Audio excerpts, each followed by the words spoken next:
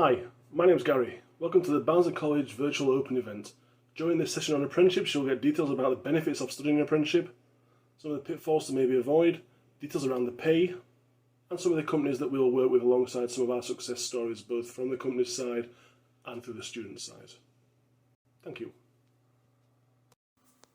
Apprenticeships allow you to combine classroom study with on-the-job training.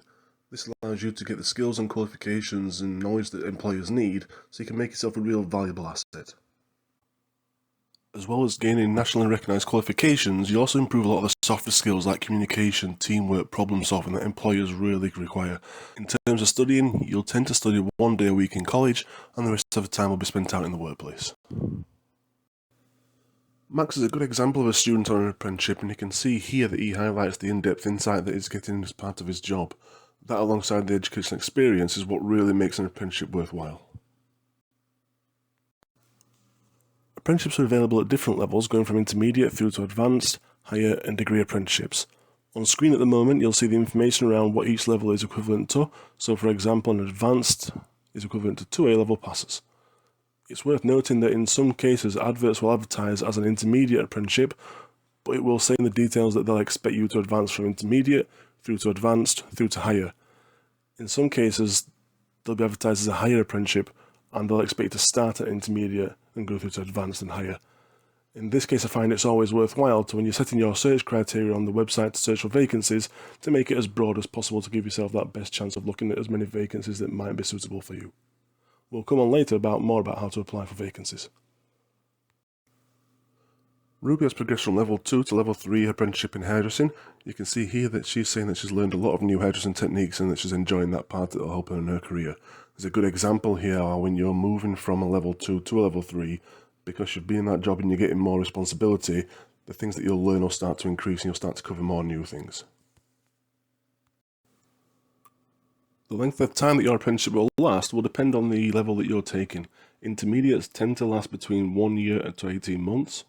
Advanced apprenticeships usually around about 2 years, whereas higher or degree apprenticeships can take anywhere from 3 to 6 years to complete. There are some criteria that you must meet in order to be able to study an apprenticeship. You must have officially left school, you must be living in England, you must be in employment and working at least 30 hours per week.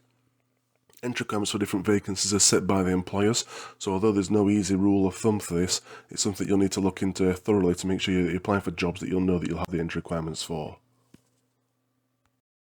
Here you'll see a small example of some of the apprenticeships available at Barnsley College. We offer around 100 apprenticeship pathways and we can't obviously show them all, so they are available on the Barnsley College website. It's worth noting that if you're interested in one of these areas but can't find an employer, then the full-time option and applying for the full-time course would be a good alternative just in case. It's always good practice to make sure you've got options available to you, and applying for the full-time course that matches the apprenticeship that you're interested in is always a good idea. Apprenticeship pay scales can change every April. The information on screen is as up to date as possible and is up to date as of April 2020. In April 2021, this information may well change. Currently, all apprentices that are under 19 or any in their first year will earn £4.15 per hour.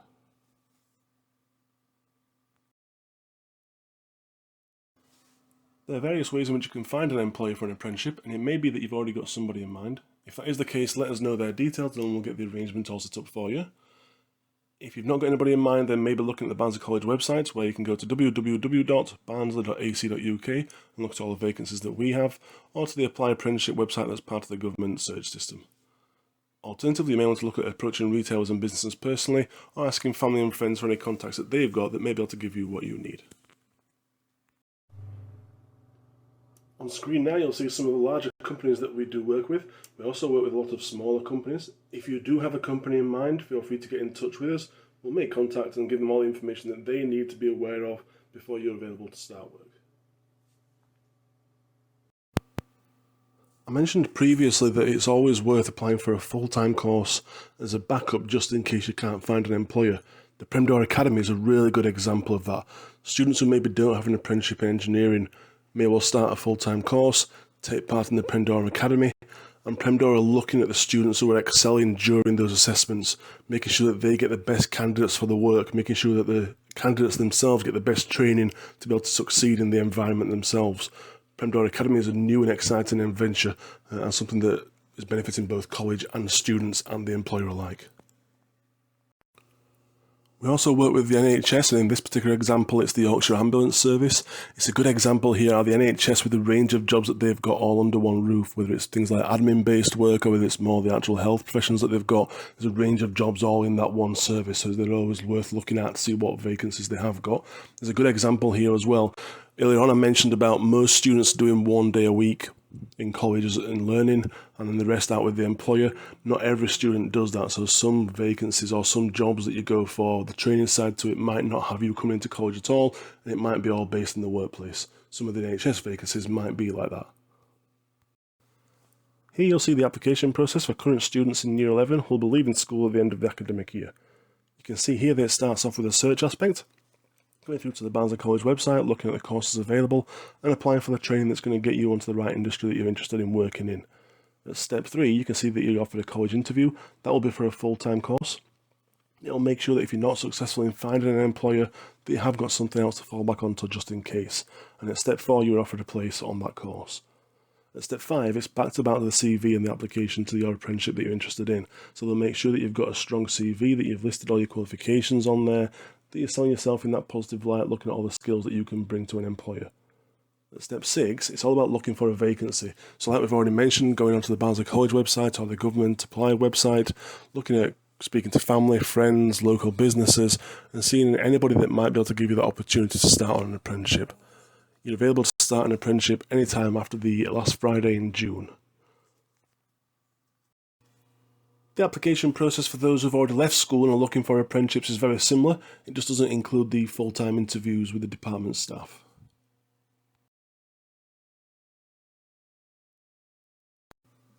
There are other options around apprenticeships, so if people are not successful in gaining the employment that they need to start the apprenticeship programme, then they can always look at applying for a full-time course. I know we've already covered that, but that's one option. They can also look at considering a traineeship. That will be where it'll allow them to build up the skills, maybe extra qualifications, or maybe skills that they need to be successful in the interviews and so on. That'll allow them to kind of build up those skills and be more successful in the future, or maybe look at volunteering with some additional study. An additional option this year will be the T-levels. These are a new venture that started in September 2020, and this is the first year that they are being run. At the moment, it combines the academic study that you'll get from the full-time courses, such as A-levels, alongside a lot of the practical skills that you'll pick up whilst on an apprenticeship programme and the work inside to it. Through T-levels, you'll get work placement, but you also get that academic qualification, the academic skills that will also be able to take you to university. Students on our courses have been very successful. In the Hallam Hero Awards for 2019, our students won the Customer Service Award, Apprentice of the Year Award, and Student of the Year categories. Speaking of the NHS, Katie Claydon was employed as a communications apprentice,